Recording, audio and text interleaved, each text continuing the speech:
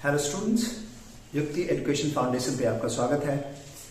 इस चैनल पे हम लोग इंग्लिश ग्रामर, वोकैबुलरी और रीडिंग कॉम्प्रिहेंशन की बात करते हैं।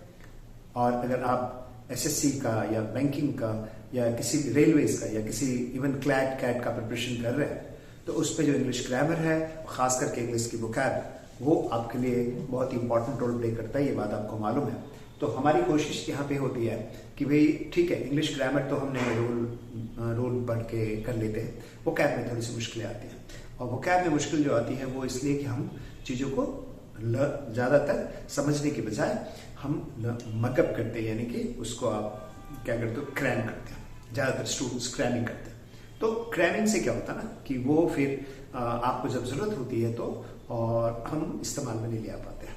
तो अभी जो हम यहाँ पे आपको एक तरीका बताएंगे वो थोड़ा सा डिफरेंट होगा। उसमें हम शॉर्ट स्टोरी के थ्रू वो कैब को लर्न करेंगे। ठीक है, स्टार्ट करते हैं हम लोग, है ना।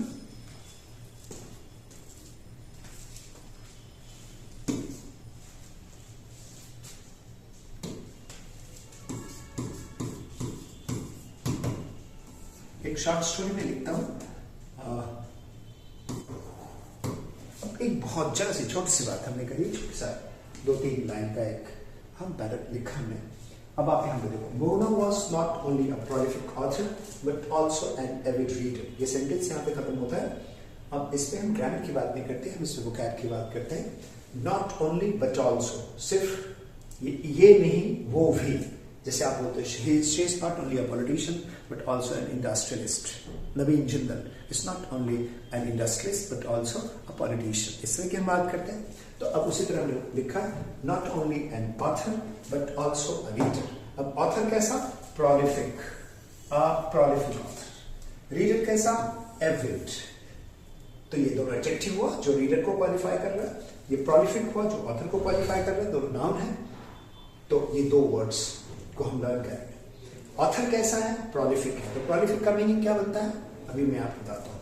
हर appetite for what? For reading was incredible. यहाँ पे इनक्रेडिबल टर्म यूज करा गया है, इसका मीनिंग हम समझेंगे। And she possessed of a profound knowledge. अब यहाँ पे चाहो तो आपको काट भी सकते हो, इसे यूज कर भी लेंगे, क्योंकि नॉलेज के साथ यूजुअली हम एब्स्ट्रैक्ट फॉर्म में यूज करते हैं, लेकिन कभी कभार हम आर्टिकल का प्रयोग यहाँ पे कर सकते हैं और वो करेक्ट होता है। A profound knowledge of English and was proficient in many languages. तो ये जो words हैं हम 1, 2, 3, 4, 5, 6 ये 6 words हैं हम यहाँ पे learn करेंगे। ठीक है, तो पहला word है not a prolific author। First word जो हम learn करेंगे that's prolific। Prolific का मतलब होता है frequent। frequent का ये adjective है, ये एडजेक्टिव है, वो आप लोग देख लिया क्योंकि वो ऑथर को क्वालिफाई कर रहा है। फ्रीक्वेंट का मतलब होता है फर्टाइल। फर्टाइल का मतलब होता है producing something in large amount. Producing something in large amount. In large amount, बहुत ज्यादा अमाउंट पे, नंबर में किसी चीज को प्रोड्यूस करने वाला। Let's say for example Virat Kohli is a prolific author. आप ऐसे सेंटेंस समझिए, Kohli is a prolific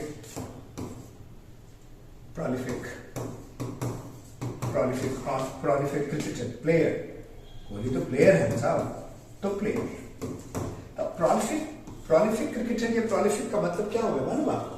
Kohli produces large amount of something, that's runs. He is a run machine. Kohli को हम रन मशीन के तौर पे जानते हैं। So he produces large amount of runs. तो प्रोलिफिक का मतलब हुआ फ्रीक्वेंट या फर्टाइल। ठीक है सर। नेक्स्ट टर्म जो हम यूज करते हैं प्रोलिफिक के बाद वो था एविड। एविड क्या होता है? Avid reader. एविड भी एडजेक्टिव है, एडजेक्टिव के तौर पे यूज करा आपने, रीडर को क्वालिफाई करा। तो एविड का मतलब होता है enthusiastic. Enthusiastic is curious to know something, curious to know something. So he is an enthusiastic cricketer, enthusiastic learner, so avid learner, avid cricketer। कोई भी स्किल्स को लर्न करने के लिए कोई आज बहुत ही कीन होता है, उसके लिए हम यूज करते हैं टर्म एविड का। नेक्स्ट टर्म जो हमने यूज करा था वो मैं पिछले स्लाइड पे एक बार चलना पड़ेगा मुझे। वो है एपेटाइट और इनक्रेडिबल। सो एपेटाइट, एपेटाइट क्या होता है साहब? अब एक बात बताओ, एपेटाइट का एक मतलब होता है भूख, आई मीन हंगर और thirst for something. Appetite noun है, हंगर, हंगर बोलो या थर्स्ट बोलो, थर्स्ट भूख या प्यास बोलो, किसी भी चीज को हासिल करने की जो प्रबल इच्छा होती है, दैट्स एपेटाइट।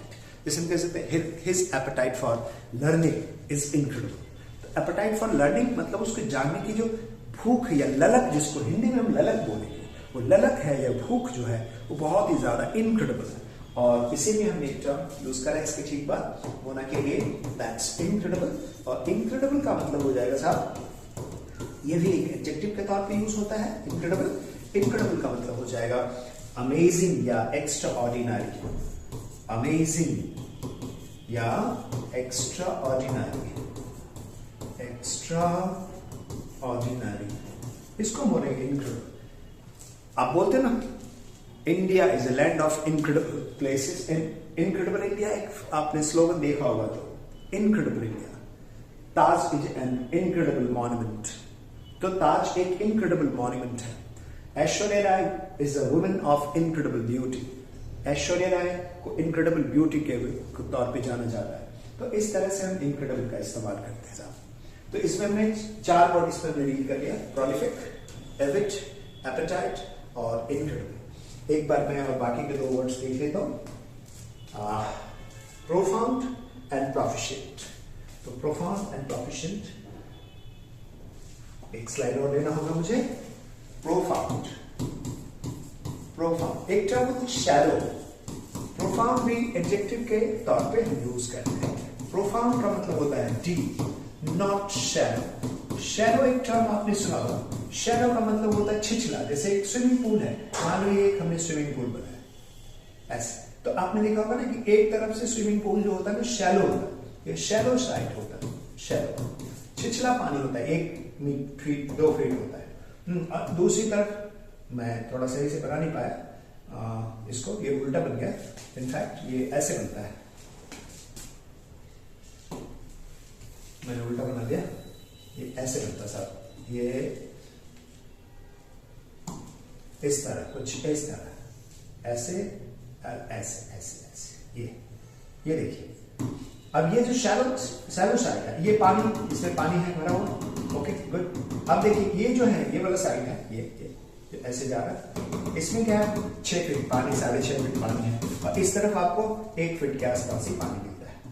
बोलो बात समझ में आई? तो ये हुआ आपका डीप साइड, यहाँ पे डीप है। तो डीप ये जो टर्म हम यूज करा ना प्रोफाउंड के, he has profound knowledge of maths, he has profound knowledge of some any topic की आप बात कर रहे हैं। और प्रोफाउंड के बाद आखिरी जो टर्म हमने यूज करा था, जो हम लर्न करेंगे, दैट्स she is proficient।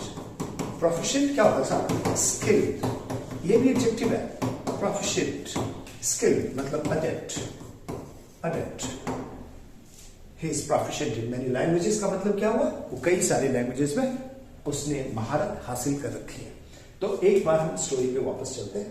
अब देखिए, Mona was not only a prolific author. Mona एक प्रोलिफिक मतलब, प्रोलिफिक ऑथर का मतलब हुआ an author who has produced many books, who has published many books, जिसने बहुत सारी बुक्स को पब्लिश करा है, लिखा है, ऑथर करा है। But also an avid reader, जो एविड रीडर होगा वही तो बढ़िया, जो बढ़िया पढ़ने वाला होगा वही तो बढ़िया लेखक बनेगा ना साहब। तो वो एक प्रोलिफिक ऑथर के साथ साथ एविड रीडर भी थी। उसके अलावा हर एपेटाइट मतलब her hunger, her thirst, craving for something. Appetite का मतलब हुआ क्रेविंग। एपेटाइट के लिए दूसरा वर्ड आप क्या यूज कर सकते हो? क्रेविंग। क्रेविंग मतलब हंगर। क्रेविंग फॉर क्या? लर्निंग या रीडिंग। रीडिंग के प्रति जो उसकी क्रेविंग थी ना, वो कैसे थी साहब? इनक्रेडिबल मतलब अमेजिंग या एक्स्ट्रा ऑर्डिनरी या अनबिलीवेबल। मतलब इनक्रेडिबल के लिए दूसरा वर्ड आप क्या यूज कर सकते हो? अनबिलीवेबल, जिसपे यकीन ना किया जाए। सो गुड, सो अमेजिंग, उसके लिए यूज करते हैं incredible. And she possessed of profound knowledge of English। उसने बहुत ज्यादा, यहाँ पे आप was लगा लीजिए, she was possessed of, यहाँ पे was is missing, she was possessed of she was possessed of a profound knowledge of English, वो उसके पास इंग्लिश का profound knowledge था, and was proficient in many languages, और कई भाषाओं में वो कुशल थे। तो she was possessed of a profound knowledge, उसके पास profound knowledge था इंग्लिश का, और उसके अलावा वो कई और भाषाओं में क्या थी, निपुण, यानी कि proficient का मतलब कुशल।